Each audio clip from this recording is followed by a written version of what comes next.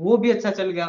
फिर उसके बाद में हमने सोचा भी जो अभी हमने कंटेंट वीडियोस के थ्रू पढ़ा है, क्यों ना उनको हम एक बुक के रूप में हम उनको स्टूडेंट्स तक पहुंचा पाए। फिर हम्म। हमने कुछ ई बुक्स लॉन्च करी। फिर उसके बाद में कैंपस में अच्छा चला तो मेरे को नोएडा पीडब्ल्यू के हेड ऑफिस में बुलाया गया। भाई एक इंटरव्यू शूट होगा, एक पॉडकास्ट शूट होगा और आपको अलग पांडे सर से मिलना है। अलग सर आए, उस बिजी शेड्यूल में भी 5 से 10 मिनट मेरे साथ अच्छी तरह बातें करी, थोड़ा बहुत डिस्कशन हुआ भी क्या करते हो, कैसे हो, कहाँ से हो, बेसिक थोड़ी बहुत टॉक्स हुई एंड दैट्स इट। और इस बहाने अलग सर से मिलना, जो भी बहुत स्टूडेंट्स का ड्रीम होता है, इवन मेरा राइट। भी ड्रीम था किसी टाइम पे मैं अलग सर से मिलूं। तो हेलो एवरीवन। तो यार आज के वीडियो का टॉपिक थोड़ा सा कहीं ना कहीं हटके रहेगा, जहाँ पर मैं ना किसी एक पर्टिकुलर कॉलेज के बारे में बात करने वाला हूँ, ना ही मतलब कि मैं आपको किसी कोर्सेज के बारे में बताने वाला हूँ। ठीक है। मैं आज इस टॉपिक को थोड़ा कहीं ना कहीं हटके ले जाने वाला हूँ कि जहाँ पर एक एमएससी के स्टूडेंट कुछ ना कुछ अलग कर रहे हैं, मतलब अपनी कॉलेज के साथ ही। तो आज अपने साथ है भारत जैन, जो कि अपना खुद का एक स्टार्टअप चला रहा है पढ़ाकू के नाम से।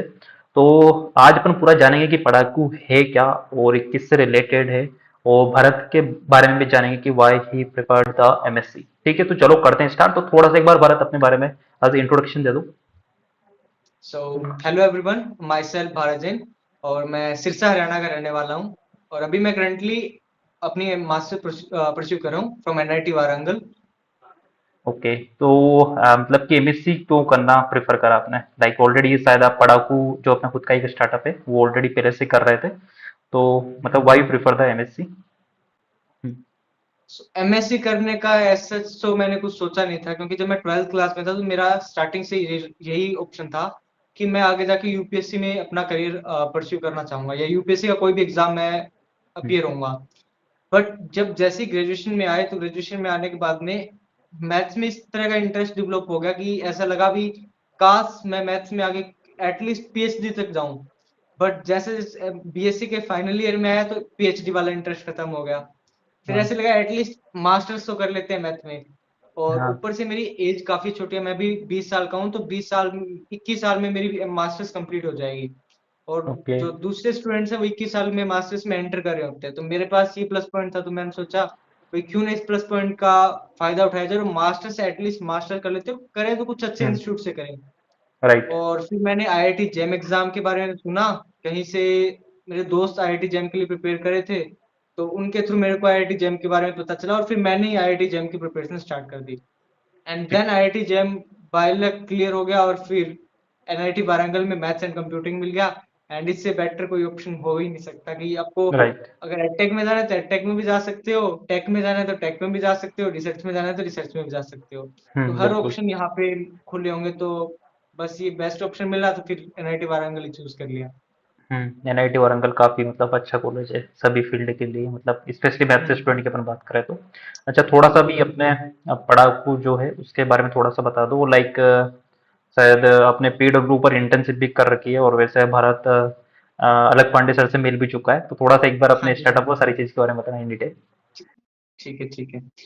एक्चुअली पढ़ाकू जो है वो एक ऐसा, अभी हम लर्निंग ऐसी उसमें ई लर्निंग प्लेटफॉर्म डेवलप कर रहे हैं जिसमें स्टूडेंट्स को अभी क्लास 9th और क्लास 11th पे इतना फोकस्ड कंटेंट नहीं रहता स्पेसिफिक, क्योंकि अभी तो चलो इंडस्ट्री में बहुत सी कोचिंग्स आ चुकी है, लेकिन बेसिक जो फंडे हैं वो अभी इतने क्लियर नहीं कर पाते, क्योंकि उनके बेसिक्स रहते हैं भाई वो 11th या जेई नीट को ही वो जो अपनी हम्म। टारगेट ऑडियंस बनाते हैं। लेकिन जो बोर्ड सी क्लासेस है 9th 10th और 11th क्लास, इवन 11th का जो बेसिक है, जो नॉर्मल स्कूल्स में गवर्नमेंट स्कूल्स में जो सिलेबस होता है वो नहीं करवाया जाता।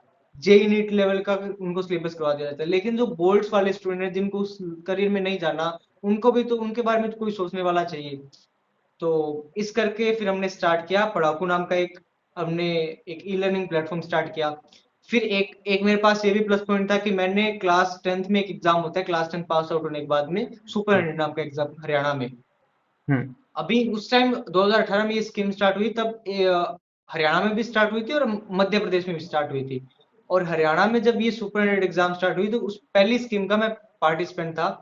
तो उस स्कीम में मैंने पूरे हरियाणा में रैंक 1 मेरी आई थी। तो हम्म। ये प्लस पॉइंट था भी मेरे पास उसका एक्सपीरियंस था और मेरे को हम्म। उसकी नॉलेज भी थी भी आप इस एग्जाम को कैसे क्रैक कर सकते हो। और इवन रैंक 1 आई है तो कुछ तो पढ़ा होगा मैंने, तभी रैंक 1 आई राइट। होगी। तो फिर मैंने सोचा भाई क्यों नहीं, जो मेरे पास अभी नॉलेज है क्योंकि वो कहते हैं ना नॉलेज बांटने से बढ़ती है। तो फिर मैंने डिसाइड किया कि जो मेरे पास जितनी भी नॉलेज है, चाहे हम्म। एग्जाम के रिगार्डिंग हो, चाहे जो भी मैंने आज तक पढ़ा है, तो वो मैं अपने जूनियर्स के साथ शेयर करूं। पहले मैंने स्टार्टिंग में भी जो भी हमारे जैसे होता है ना गाँव में, आस पड़ोस के जो बच्चे हो जाते हैं वो पढ़ने आ जाते हैं आपके पास, तो उस हिसाब से मेरे घर पे एक भीड़ लग जाता था, भीड़ का जमावड़ा हो जाता था, 10-20 बच्चे तो आते हम्म। जाते रहते थे। तो उनको पढ़ाना स्टार्ट कर दिया। अब उनको थोड़ा थोड़ा बताया एग्जाम के बारे में, तो वो मोटिवेट हो गए। अब वो मोटिवेट हो गए तो डिसाइड किया भी अब क्यों ना इस चीज को भाई इन 10 बच्चों तक ना सीमित रखे, और जहां जहां पे इस एग्जाम के बारे में जो भी बच्चा सर्च करे उनको इस एग्जाम के बारे में जितनी भी डिटेल हो उसके वो उनको टाइम टू टाइम पता चल पाए। राइट। तो फिर हमने यूट्यूब पे पढ़ाकू की जो उस सबसे पहले हमने सुपर 100 एग्जाम की वीडियोज ही डालनी स्टार्ट करी। हम्म। और उस सुपर 100 एग्जाम के कारण हमारा बेस स्ट्रॉन्ग हो गया यूट्यूब पे। हम्म। फिर डिसाइड किया अभी अब यूट्यूब पे बेस स्ट्रॉन्ग हो गया तो थोड़ा सा हम 9th 10th के लिए भी ट्राई करते हैं। सो फिर हम्म। थोड़ा 9th 10th के लिए ट्राई किया, वो भी अच्छा चल गया। फिर उसके बाद में हमने सोचा भी जो अभी हमने कंटेंट वीडियोस के थ्रू पढ़ा है क्यों ना उनको हम एक बुक के रूप में हम उनको स्टूडेंट्स तक पहुंचा पाए। फिर हम्म। हमने कुछ ई बुक्स लॉन्च करी। और थैंकफुली भगवान की कृपा से वो बुक्स भी काफी हमारी अच्छी सेल्स हुई। हम्म। इवन अभी तक सेल्स हो चुकी है ओवरऑल सभी को बुक्स की मिला के, और वो भी कितने ई बुक्स बुक। सेल्स हुए? अगर प्रिंटेड होती तो भी 3000 प्लस। ओह, क्या बात है, बहुत सही है। हाँ हाँ। और उस टाइम जब मैं कॉलेज के थर्ड ईयर में था तब मैंने ये 3000 का टारगेट हिट कर लिया था। और हम्म। उस टाइम हमारे कॉलेज में एक ट्रस्ट आती है मेधा ट्रस्ट नाम से, तो उसमें हम्म। मैं यंग इंटरप्रेनर से भी मेरे को टाइटल मिला था। तो मेधा पे मैं फीचर हुआ था उस टाइम। हम्म। और फिर उसके बाद में ये पढ़ाकू का सारा सिलसिला चलता रहा, बट उसके बाद में मेरे को पीडब्ल्यू से एक दिन रेंडमली मैंने जब आईआईटी जैम के रिगार्डिंग गाइडेंस और ये सब कुछ बनाने स्टार्ट किया दूसरे चैनल पे, तो हम्म। फिर मेरे पास एक दिन पीडब्ल्यू की तरफ से मेल आती है कि आप हमारे साथ कोलेबोरेशन कीजिए, हम्म। या आप हमारे एज ए कैंपस सेमेस्टर में ज्वाइन कर सकते हो, आप अपने कैंपस सेमेस्टर में स्टूडेंट को पीडब्ल्यू के रिगार्डिंग अवेयर कीजिए। राइट। मैंने कहा भी साथ में ये कर सकता हूँ क्योंकि उस टाइम जैम के रिगार्डिंग पीडब्ल्यू का कंटेंट अच्छा था। तो हम्म। फिर मैंने ट्राई किया भी इस चीज में भी थोड़ा सा हाथ आजमाया जाए, ताकि एटलीस्ट इंटर्नशिप का एक अपॉर्चुनिटी तो मिले भी हम्म। कहीं पे अपन ने कुछ किया हुआ है। राइट। और क्योंकि अगर आप कॉर्पोरेट लाइफ में जा रहे हो तो आपको कुछ एक आपका एक्सपीरियंस होना चाहिए। हम्म। अभी मेरे पास एक्सपीरियंस है, तो उस एक्सपीरियंस को लेने के लिए मैंने पीडब्ल्यू को ज्वाइन किया। और हम्म। पीडब्ल्यू में मैंने स्टूडेंट एम्बेसडर कैंपस एम्बेसडर के रूप में ज्वाइन किया। और कैंपस एम्बेसडर मेरा काफी अच्छा चला भी, मैंने नियर अबाउट 1 साल काम किया वहां पे, तो 1 साल मेरा काफी अच्छा चला वहां पे, इवन बहुत अच्छा। हम्म। फिर उसके बाद में कैंपस एम्बेसडर अच्छा चला तो मेरे को नोएडा पीडब्ल्यू के हेड ऑफिस में बुलाया गया। भाई एक इंटरव्यू शूट होगा, एक पॉडकास्ट शूट होगा और आपको अलग पांडे सर से मिलना है। ऐसे करके डिसाइड हुआ और मैं चला गया। एक डेट डिसाइड होती है और बाई चांस उसी दिन जो हमारा मेरा इंटरव्यू होना था अलग सर के साथ, लेकिन बाई चांस वो इंटरव्यू अलग सर के साथ नहीं हो पाया, क्योंकि उसी हम्म। दिन यूपीएससी का रिजल्ट आया था और सर को जाना पड़ा यूपीएससी के रिजल्ट सेलिब्रेशन में। तो फिर ओके। वो इंटरव्यू कहीं किसी और मैडम ने लिया, लेकिन अलग सर आए उस बिजी शेड्यूल में भी 5 से 10 मिनट मेरे साथ अच्छी तरह बातें करी, थोड़ा बहुत डिस्कशन हुआ भी क्या करते हो, कैसे हो, कहाँ से हो, बेसिक थोड़ी बहुत टॉक्स हुई एंड दैट्स इट। और इस बहाने अलग सर से मिलना जो भी बहुत स्टूडेंट्स का ड्रीम होता है, इवन मेरा राइट। भी ड्रीम था किसी टाइम पे मैं अलग सर से मिलूं। हम्म। हम्म। और एक टाइम पे तो ऐसे लग रहा था कि मैं सपने में जी रहा हूँ। और मैं और मेरे दो दोस्त गए थे, हम 3 जने गए थे वहां पे। तो वहां पे जाके एक अलग ही वाइब थी, ऐसे लग ही नहीं रहा था भी हम किसी बहुत बड़े यूट्यूबर से या कोई बहुत ही बड़े एजुकेटर से मिल रहे हैं। हम्म। ऐसे लग रहा था भी जिस बंदे को हम बहुत पुराने टाइम से जान रहे हैं। क्योंकि जब बिल्कुल। 11th 12th में हम खुद होते थे तब अलग सर की वीडियोस फॉलो करते थे। और उस टाइम तो जो इलेक्ट्रोमैग्नेटिज्म का अभी भी याद है, जब सर पढ़ाया करते थे वो एकदम पूरी इन डेप्थ में चले जाते थे। हम्म। हम्म। तो उस टाइम से सपना था भी एक दिन अलग सर से मिलना और ये बात बोलनी है, सर आपसे हम पढ़े हुए हैं। हम्म। और वो कहते हैं ना dreams come true. Time right. लगता है बट होते हैं। एंड बिल्कुल। फिर यही सब था। पढ़ाकू का भी मेन टारगेट आपका क्या है, लाइक कि सुपर 100 उस पे फोकस करना है, और या फिर और कुछ इसके अलावा? अभी मेन टारगेट है हमारा जैसे एक तो संस्कृत सब्जेक्ट है, एक ऐसा सब्जेक्ट है, संस्कृत सब्जेक्ट के आपको एजुकेटर कहीं पे नहीं मिलेंगे। बहुत ही कम मिलते हैं, राइट। ऑनलाइन ऑनलाइन नहीं मिलेंगे, मिलेगा हाँ, तो एक आधा या दो ऑनलाइन। तीन परसेंट मिलेंगे। राइट। और मेरे पास ही प्लस पॉइंट है, मेरे पापा जी संस्कृत के टीचर हैं। बहुत और बढ़िया, मैं अच्छा सोच रहा अच्छा। हूँ भी मैं इस तरह का कुछ कर दूं कि मैं पापा जी को बोल दूं कि अब आप रिटायरमेंट ले लो और आप मेरे साथ मेरे को ज्वाइन कर लो। ये ये प्राउड मोमेंट मैं देखना चाहता हूँ हाँ, कि जिस दिन मैं ये बोल दिया ना पापा जी को, आप रिटायरमेंट ले लो मेरे को ज्वाइन करो आप, हाँ, उस दिन मैं समझ लूंगा मेरी जिंदगी सफल हो गई। हाँ, और मेरा भी मेन मोटिव यही है कि मैं क्लास 8th 9th 10th और 11th हम्म, इनके जो बेसिक जो अपना स्कूल का जो कोर्स वर्क होता है उस हम्म, कोर्स वर्क को टारगेट करूं। इवन सीबीएसई हो, एचबीएसई हो, कोई भी राइट। स्टेट बोर्ड हो या हम्म, कोई भी बोर्ड हो, उन सभी बोर्ड्स को टारगेट करूं। जो भी सब्जेक्ट होते हैं, इवन संस्कृत होगी, फिजिकल एजुकेशन हो गया, पंजाबी हो गया, जो भी इलेक्टिव में जो भी होते हैं सारे, इवन A to Z जो भी बच्चा चाहे अगर उसको क्लास 10th की कुछ भी चीज सर्च करनी है, वो सारा सब्जेक्ट उसको एक प्लेटफॉर्म पर मिल पाए।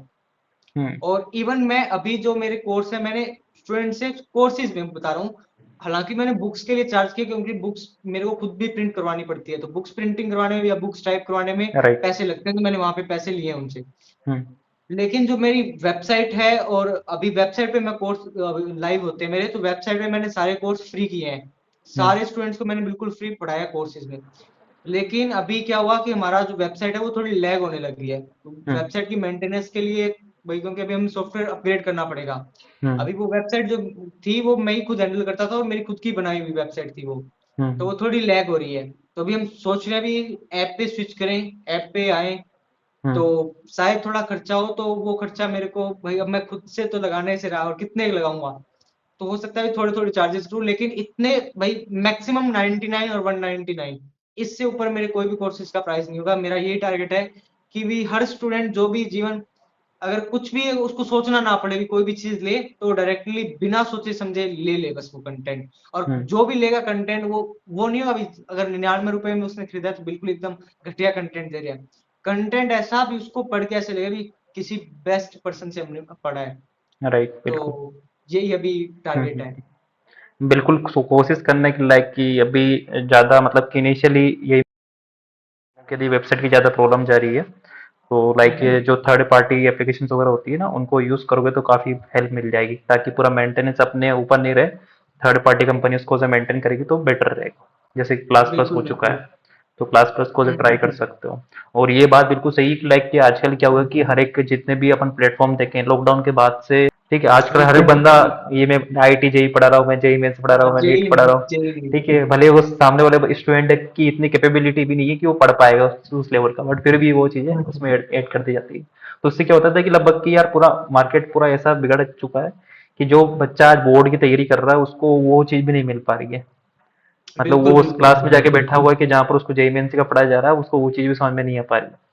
तो तो ऑफ कोर्स कर लो। और बाकी संस्कृत का तो बहुत अच्छा एक ऑप्शन है ही सही, मतलब कि बहुत ही कम फैकल्टी रहते हैं संस्कृत के, तो डेफिनेटली ये ट्राई कर सकते हो। एक हम्म। लास्ट क्वेश्चन मैं पूछना चाहूंगा कि लाइक जो सुपर 100 के लिए जो गवर्नमेंट ने स्टार्ट करा है प्रोजेक्ट, हरियाणा और एमपी की गवर्नमेंट ने, तो हम्म। इसमें लाइक कि गवर्नमेंट स्टूडेंट को मतलब कि सिलेक्ट करने के बाद कैसे क्या ट्रेन करती है, मतलब कौन से ओके। एजुकेटर रहते हैं, एजुकेटर कहाँ से लाते हैं, इनका खुद का कैंपस वगैरह रहता है या फिर मतलब रेसिडेंशियल प्रोग्राम रहता है, किस टाइप से चलता है? एक्चुअली सुपर यूनिट एग्जाम में जैसे हरियाणा में भी अलग है और एमपी में भी अलग है, हम्म, दोनों के अलग अलग स्कीम्स है, अलग अलग कोचिंग के साथ इनका कोलेबोरेशन है। हम्म, हरियाणा में जो विकल्पा फाउंडेशन नाम की एक रेवाड़ी में संस्थान है, हम्म, वहां के सारे एजुकेटर, इवन अब विकल्पा फाउंडेशन का गवर्नमेंट के साथ पूरा कोलेबोरेशन है। भाई जो भी सुपर यूनिट एग्जाम क्रैक करके आएगा वो विकल्पा फाउंडेशन में रहेगा, वहीं पढ़ेगा, सारा बिल्कुल फ्री ऑफ कॉस्ट उसको पढ़ाया जाएगा। हम्म, एंड इवन जो भी खर्चा होगा वो सारे सरकार अफोर्ड करेगी, इवन बुक्स हो चाहे उसकी ड्रेस हो, सब कुछ सरकार की तरफ से होगा। और एमपी में एलएन के साथ कोलेबोरेशन है, और एक जगह आकाश के साथ भी कोलेबोरेशन है, तो ओके, एलएन और आकाश जैसे इंस्टीट्यूट भी कोलेबोरेशन में इनके साथ, तो ये हम्म, स्टूडेंट्स के लिए अपॉर्चुनिटी है। जो राइट, स्टूडेंट अफोर्ड नहीं कर पाएगा उस स्टूडेंट को बिल्कुल फ्री ऑफ कॉस्ट में पढ़ने को मिलेगा।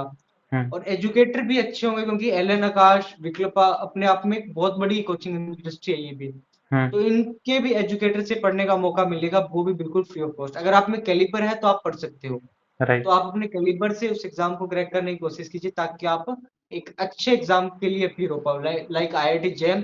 अब हम्म, एमपी, माफ कीजिएगा, आईआईटी जेई, नीट और क्लेट, एमपी में ये तीन एग्जाम के लिए प्रिपरेशन करवाई हम्म, जाती है, और हरियाणा में आईआईटी जेई और नीट के लिए प्रिपरेशन करवाई जाती है। और इन अगर इसमें अगर अपन कोटा और सीकर में जाए तो अपना एक साल का भी खर्चा लगभग 10-12 लाख के आसपास आता है, और वही आपको बिल्कुल फ्री ऑफ कॉस्ट पढ़ने को मौका मिल रहा है। सो ये एक स्टूडेंट्स के लिए अपॉर्चुनिटी है। ठीक है, तो आई होप कि मतलब कि स्टूडेंट को आज थोड़ा सुपर 100 के बारे में भी समझ में आया होगा। आज के वीडियो को अपना मेन टारगेट यही था कि आपको थोड़ा सा कुछ हटके बताया जाए। तो आई होप जो आज वीडियो देख रहे हैं उनमें से मैक्सिमम लोगों को लाइक आई थिंक इस सुपर 100 के बारे में नहीं पता होगा। मुझे भी ज़्यादा आइडिया नहीं था, बस थोड़ा बहुत ही बीच में नाम सुना था। ठीक है, बाकी मैंने अभी भारत से मिला तब जाके मुझे पूरा आइडिया हुआ कि अलग की कैसे क्या ये एग्जाम वगैरह होती है और कैसे क्या गवर्नमेंट अच्छा अच्छा। स्टूडेंट को सिलेक्ट करती है करने। हम्म।